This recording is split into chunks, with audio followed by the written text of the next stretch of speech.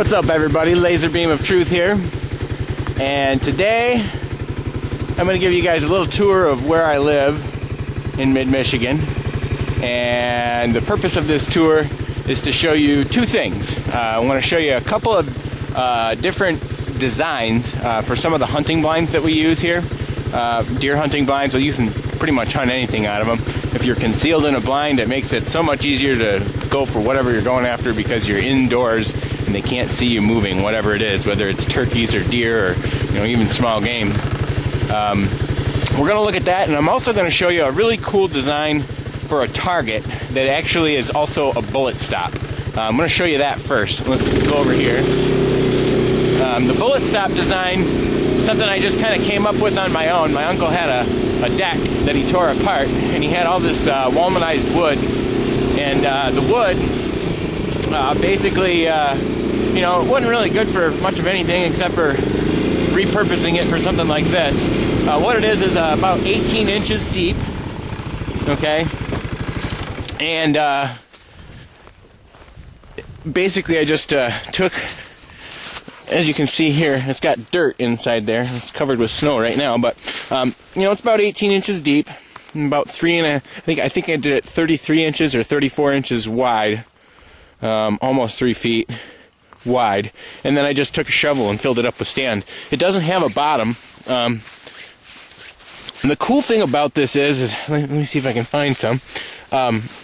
You can dig into the sand here once you get done shooting, and you can find your bullets, which is kind of cool because it gives you an idea of what kind of expansion you're getting with your bullets when you fire them. Here's one right here. I can see it, but can't get it out because everything's frozen. But anyways, if it wasn't frozen right now, I could pull that out. But I think this is a slick design. If you've got a stack of old 2x4s or 2x6s, especially if they're walmanized, this is a great way to build a target that's both handy, because you can just walk right up and staple your your targets right up to it, and it's also very safe because it prevents the bullets from going down range and going to other places where you might not want them to go. Now, where I live here, we have 80 acres, and it goes a half a mile that way. So there's really not much of a danger, but there are some folks that live about 900 yards that way. In a worst case scenario, there's another target. I don't know if you can see it. Right there is another target, just like this one that I built. And that other target, if we were shooting it that direction, it's about 250 yards from our deck. So if we're really practicing the long shots, we're going at that one. If we're going in that direction, it's a really good idea to make sure we're putting them on that target, because another 800 yards, not that it's likely to get through the trees and go that much farther. You'd really have to be aiming a little bit higher to get it to go to their house. But still, safety is definitely a good precaution to take when you're shooting with people that live nearby. But anyways, all right, that's the first thing I wanted to show you. Next thing that we're going to take a look at is some hunting blinds, and the first one is right there. I'm going to show you in just a second. Okay, this is my dad's hunting blind. This is actually the very first one that we built on a whole new standard. We always used to just kind of build, kind of hodgepodge, just simple, just a basic hunting blind without any kind of, real investment into it. But, we spent a lot of time hunting during the hunting season, so we decided about 10 years ago that we were really going to start doing it up. This one has a propane heater inside. As you can see, the propane tank right there. Open the door. Got the heater buddy inside. That heater buddy will get this whole little shack up to about 80 degrees if you really wanted it to. A little deer call sitting there. Got plexiglass slider windows. A little bit of a shelf. My dad's a smoker, so he's got that ashtray in there. And those are a couple of antlers that I left in here during the season. This is a rattling bag. Makes it so that you can rattle the deer in. The antlers work a little bit better though. And a couple other grunt calls. And so yeah, anyways, this particular shack has insulated walls. We also have a Coleman fan up there. That Coleman fan is designed to blow the heat back down, because that little heater buddy gets it really hot and the heat starts to go to the top. And with that, you can pull it back down and kind of circulate the heat. And also, when you get that much heat in here, especially if there's some moisture in the air, you can fog up your windows pretty good. So having that fan can help circulate that air around and defog your windows. So that's a handy thing to have. With this particular one, I don't know why we did it. I guess my dad thought that he might be standing up sometimes, so he even put a little window in up on the upper level. That's the only one of our blinds that has the upper level window like that. Yeah, this one is 4 feet across, and it is 6 feet from here to the back. So you can kind of fit 2 people in here, you know, if you want to bring along, you know, your son, and you've got some room in there for your kid, you could do that, but there's really not quite enough room for 2 adults in here unless you're planning on being really cozy. Another thing to point out is we've got like little 1/8-inch luan here, and underneath the 1/8-inch luan, the walls, the ceiling, and everything is insulated. So it keeps the heat inside very well. And to allow the windows to slide, we've got dado tracks that are just a little bit bigger than the plexiglass. Then we put little plastic hooker grabbers to move the window back and forth. But that's these are the smaller size. We've got 3 blinds this size here. The next one I'm going to show you is the granddaddy, the big one. We call it the treehouse. I'm going to go ahead and Muffin is patiently waiting for us down here. Aren't you, Muffin? You want to go into the woods and see the treehouse? Okay. Next up is the treehouse.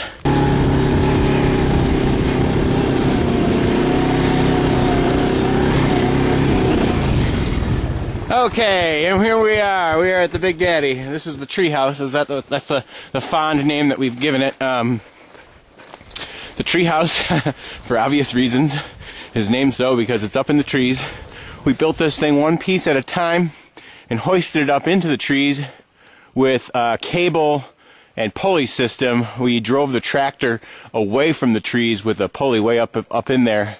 And the pulley would pull, you know, each wall section that we had built down on the ground up to the treehouse. So I'm going to crawl up this very snowy ladder and give you a peek of what it's like inside.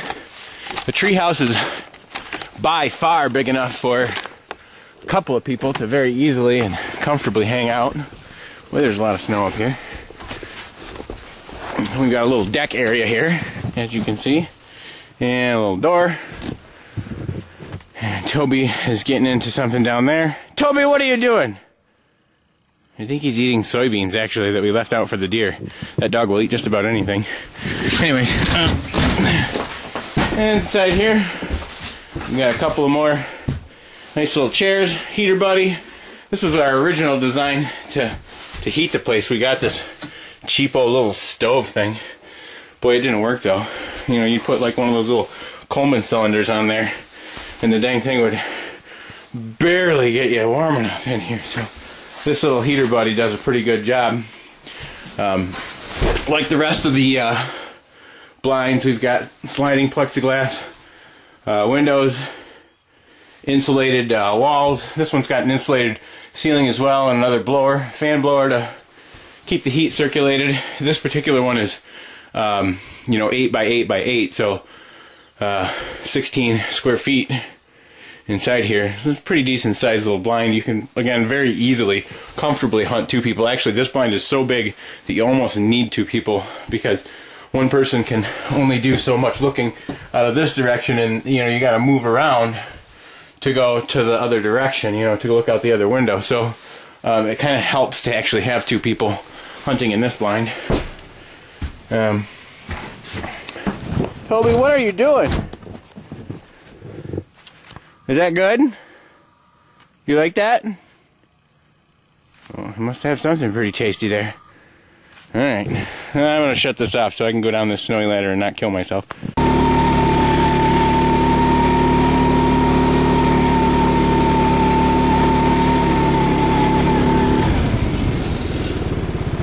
Okay, let me give you a look at mine. This door came from Lowe's for about 10 bucks. It didn't fit anything, but works perfect for this. As you can see, I got a few beer cans in here, and I need to do some cleaning up. I bring all kinds of stuff out when I'm hunting, and in my fanny pack, and food and other stuff, and then I leave it out here. But I always come back up and clean it up. But so yeah, this one's mine.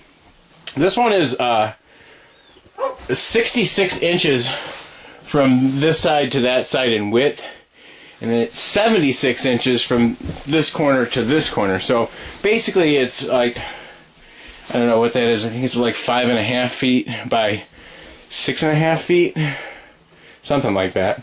But it's nice and ruby. We actually built bigger windows on this one. I don't know if you can tell in the video or not, but the windows are larger.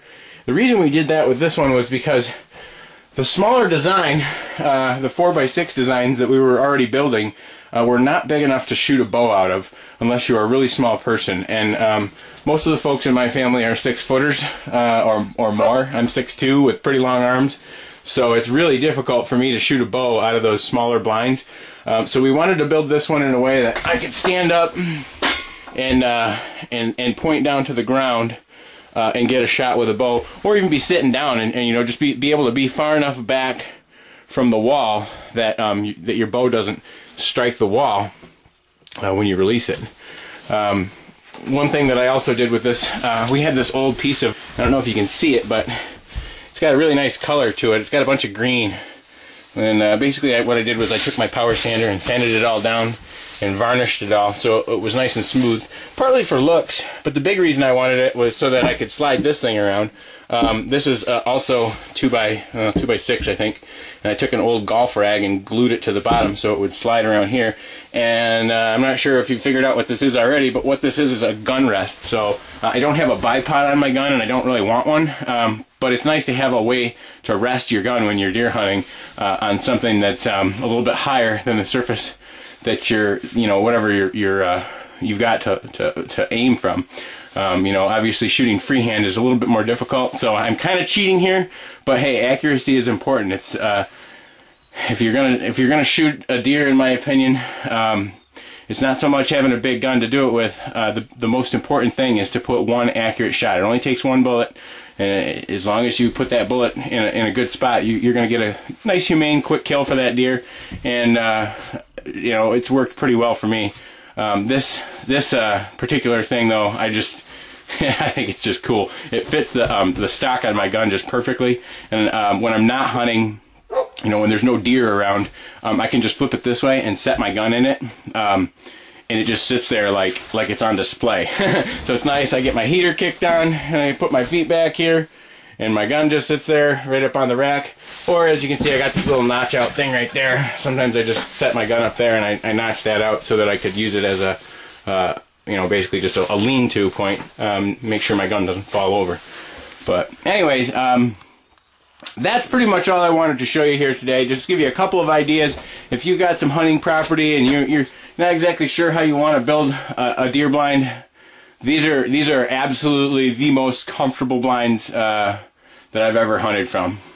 They're just a blast. You know, they're almost cheating. Most of the people that I know that come and check this out, they're, man, that ain't hunting. But hey, you know, the longer time you can commit to staying out in the woods to get a deer, the better your chances are. You know, that's just as simple as that. You know, most people don't live in an area where they can just go out there and every day, opening morning, they got a deer. And I don't either. Where I live, you know, sometimes we'll see a lot of deer. I'm kind of sporting though, and I like to take my chances at getting a nice buck, and so for that, you gotta wait a while, you know. But anyways, that's it. Laser Beam of Truth, signing out.